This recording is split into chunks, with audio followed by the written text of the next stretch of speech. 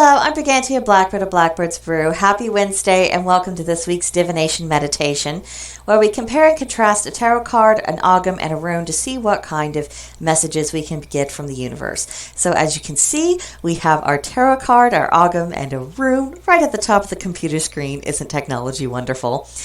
Give me a toy and I will absolutely make the most of it.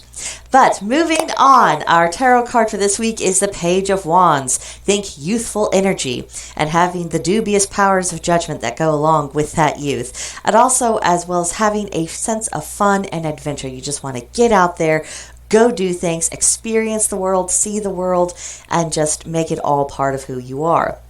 Next to it, we have our ogham, Louis representing the rowan tree. This is about insight, foreknowledge, but also interesting, enlivening. The word enlivening really sticks out to me because it is kind of going along with that sense of coming to life and being youthful and having a heightened energy and wanting to really be involved and get engaged with what's going on around you.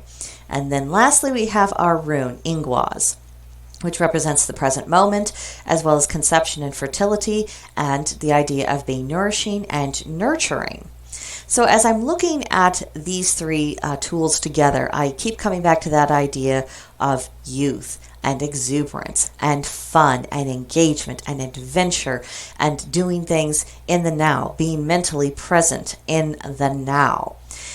And I find it rather interesting that it's coming up right now because there is a lot of uproar still going on in the world around us. But at the same time, it is spring, and maybe that's what, the tarot card, the ogham, and the rune is really picking up on. Maybe it's just these seasonal energies that are starting to come into full force, and all the divination tools just reacted accordingly. That is definitely a possibility. But maybe it's also a gentle reminder that regardless of whatever else is going on around us, there are still going to be good things in our lives, and especially when times are difficult, that is the ideal time to make the most of them, to be really appreciative of what we are able to create, what we're able to do, what we're able to experience. It fortifies the soul and it renews our energy stores, which I think is pretty important, especially as we are going into a much busier season of the year.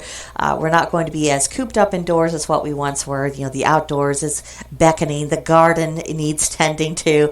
There's fun stuff we can do outside, even if, we're limited resources, we can at least get out there, breathe the fresh air, and actually be in the world, not this digital world, which as useful as it is to increase the speed of communication and get people of like mind connected, we still can't lose sight of the world we are physically in. And I feel like all of these cards are calling us back to this world, and that's the main thrust that I'm really getting from these. But if you are seeing something different or you have further thoughts on the subject, please let me know in the comments down below or come see us on Discord. There's a link to join in the description box below, as well as links to where all the other platforms on social media that my content can be found, as well as an email address in case you're wanting to reach out for a more one-on-one conversation.